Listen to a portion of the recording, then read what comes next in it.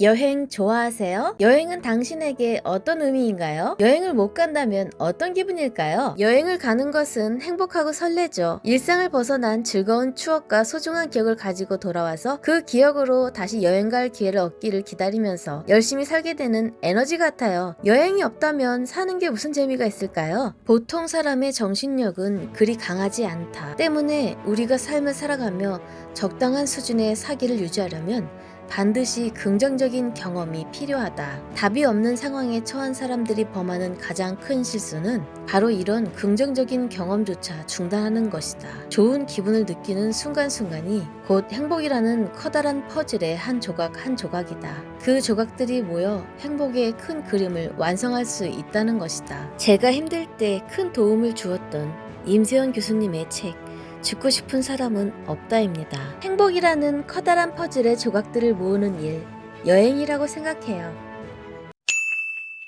저희 부부는 여행에 대한 생각이 다르지만 문규를 생각해서 여름에 한번 국내 여행은 꼭 다녀오고 있어요. 그런데 문규 아빠는 여름 휴가 날짜를 2주 남기고 알려주곤 해요. 2주 전에 알려주면 성수기 때는 예약이 거의 차 있더라고요. 그러니까 왜 휴가 날짜를 2주 전에 알지? 이상하신가요? 부럽습니다. 여름에 딱딱 가족끼리 휴가 날짜 맞추기 좋은 직장 또는 직업이신 겁니다. 일단 저희 친정엄마께서 식당을 10년 하셨는데 쉬는 날이 정말 없었어요. 문을 닫아도 임대료는 나가고 아르바이트 월급은 그대로 줘야죠. 남은 식자재의 신선도 떨어지죠. 손님들은 왜 닫았냐고 뭐라고 하시기도 하고요. 문규 아빠는 학원 강사인데요.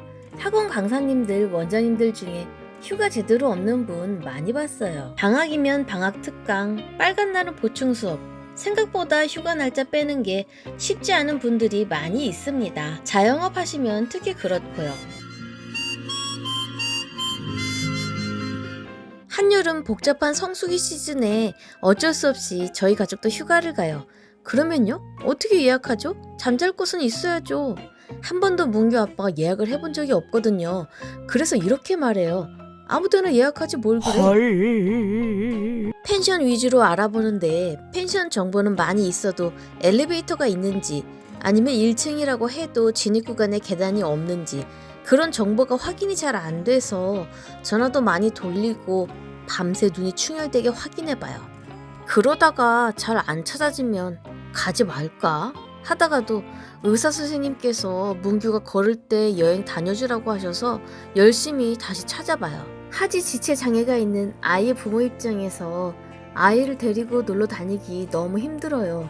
어린 아이인데 여행 경험도 없기에 키우고 싶지 않아요. 문규는 아직 걷는데도 이렇게 힘든데 문규 또래의 다른 친구들 부모님 앞에서 차마 죄송해서 제가 힘들다고 내색할 수도 없어요. 그분들은 대한민국에서 어떤 심정으로 살고 계실까요?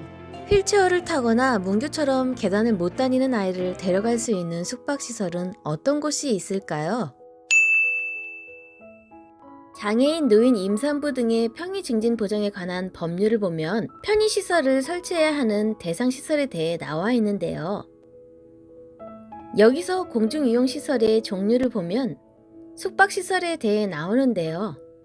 장애인 등 편의법에서 이러한 종류의 숙박시설에는 장애인 등이 이용할 수 있도록 시설을 설치하여야 한다라고 명시해 놓았어요. 장애인 등 편의법에서 호텔만 가라고 하네요.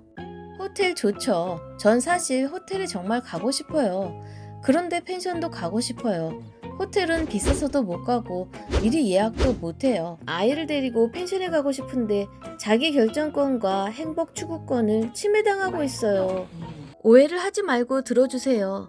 작은 규모의 펜션까지 모조리 장애인 등의 편의법에 넣어야 한다는 말은 아니에요. 펜션에 가고 싶은 관광 약자를 위한 대책을 마련해주세요. 2020 국민여행 실태조사를 보면 국민들이 가장 많이 가는 곳은 펜션이에요. 남자든 여자든 연령도 직업도 가구 소득과 학력도 상관이 없어요. 매년 펜션으로 여행 가는 국민은 증가 추세예요. 코로나19에도 펜션 예약이 늘었다고 해요. 장애가 있는 아이를 데리고 펜션에 가려고 하면 불편한데 장애인 등 편의법에는 펜션에 대해서 아무런 언급조차 없어요. 호텔만 가라고 했던 법에서 2018년에 개정된 장애인, 노인, 임산부 등의 편의 증진 보장에 관한 법률 시행령에서는 30실 이상의 객실을 보유한 숙박시설은 전체 객실의 1에서 3% 이상에서 장애인을 위한 편의시설을 설치해야 한대요. 그런데 서울의 경우 객실 숫자가 30실 미만인 곳이 65% 이상이래요. 나머지 35%를 차지하는 30실 이상인 곳 중에서도 과거에 지어놓은 건물에는 소급 적용이 안 되고 객실 비율 자체도 미국, 영국, 일본 등의 나라에 비해 적다고 해요. 객실 숫자가 30개인 곳인지 세어보면서 예약은 할 수 없으니 전국 무장애 객실 지도가 있었으면 좋겠어요. 요즘 무장애 관련해서 어플이 많은데 아무리 뒤져봐도 전국 무장애 객실 어플은 없더라고요. 당일 여행에서 장애인의 경우 더 많은 여행 비용을 지출하는 것으로 조사되었는데 호텔이나 객실 규모 30실 이상만 숙박하라고 하니까 여행 다녀온 적 없음 비율이 이렇게 큰 게 아닐까요? 때문에 가장 타격을 받고 있는 사람은 유튜버 블링크님과 한충이님이라고 생각돼요. 유튜버 블링크님, 한충이님 두 분 다 여행을 못 가셨다고 하시잖아요. 결국 이분들이 관광에서 가장 소외된 집단이며 관광 취약 계층이고 관광 약자신 거죠. 저도 예전엔 잘 모르고 참 무관심했어요. 그런데 제 아이가 다리부터 점점 진행되는 무서운 병이라는 것을 알고 나서 6살이 되는 해부터는 장애인 등급을 받고 나서야 블링크님과 같은 분들이 여행을 다녀주는 게 고마워요. 블링크님 같은 분들이 불편사항을 꾸준히 이야기해주면 저와 제 아들이 그 뒤를 따라가면 되는 거잖아요. 인간은 누구나 예비 장애인이라고 하잖아요. 우리가 늙어서 임종을 맞이할 때 연약해지다가 맞이할 확률이 높잖아요. 우리가 연약해져서 여행을 할 수도 있는데 그 길을 편하게 만들어주는 과정인 거죠. 최근 독일 베를린에서는 베리어 프리 관광이 베를린 관광의 경제 성장 잠재력이 있는 분야라고 판단하고 장애인 관광 활성화에 집중하고 있어요. 베리어 프리 사업은 인구의 10%에게 필수적이고 40%에게 도움이 되며 종합적으로 모든 이를 위한 사업으로 최신 연구에서 밝혀졌다고 해요. 단순히 장애인뿐 아니라 인구 통계학상 그 수가 증가하고 있는 노인층과 어린 자녀를 둔 가정에 이르기까지 전체 인구에 도움이 되어 베리어 프리 관광은 경제적 효과가 클 것으로 판단하고 있대요. 이런 판단은 우리나라도 예외가 아니죠. 부산에서는 글로벌 도시와 국제 관광 도시를 지향하고 대형 국제 행사를 자주 개최하기 때문에 모든 사람의 보행, 관광, 교통 등의 편의를 제공하는 도시 환경이 중요하다고 보고 있어요. 특히 2030 부산 월드 엑스포를 유치할 경우 5천만 명 이상이 부산을 방문할 것으로 예상됨에 따라 장애인, 고령자, 영유아 동반자 등 관광약자를 포함한 모두가 편안하게 여행할 수 있는 무장애 환경이 필요한 상황이래요.